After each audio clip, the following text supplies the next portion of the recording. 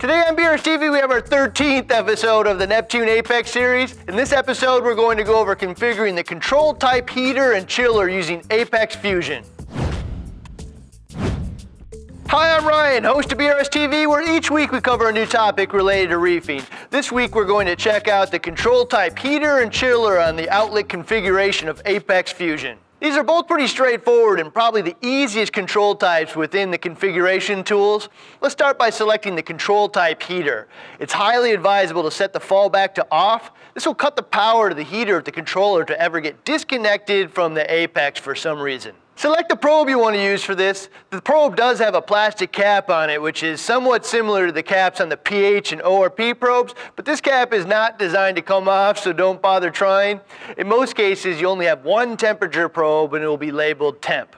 Then select the on-off temp. I normally keep my tanks around 78 degrees, so I'd set the off at 78. Once a tank reaches 78 degrees, the Apex will cut power to the heater and it won't come back on again until it hits the on temp. There is a balance here. You could set it at 77.9, so there's very little variance, but the constant on-off cycles will wear out your heater much quicker. You could set it to 77, which would reduce the on-off cycles, but the temp swings would be larger.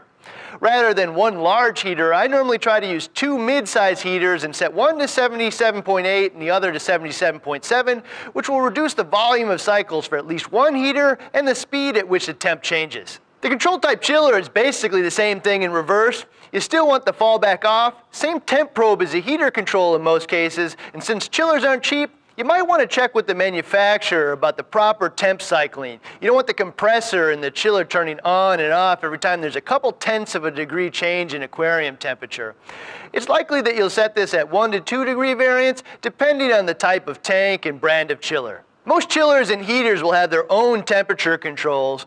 Most people will set them beyond the thermostats found in the chiller or heater, really to only be used as a redundancy, but you could put it in reverse as well. For instance, you may want to use the thermostat found in your chiller to regulate the temp based on the manufacturer's controls and use the Apex as the backup redundancy. Lastly, you can use a chiller control type on fans as well. You can even use a second temp probe to measure the ambient temp of your hood or room. The probe doesn't have to be submerged in water to work. If you have any questions or examples of some advanced code you'd like to share with your fellow reefers, check out the comments area down below. If this is your first time with us, hit that subscribe button because we do this every week. See you next week with another episode of BRStv.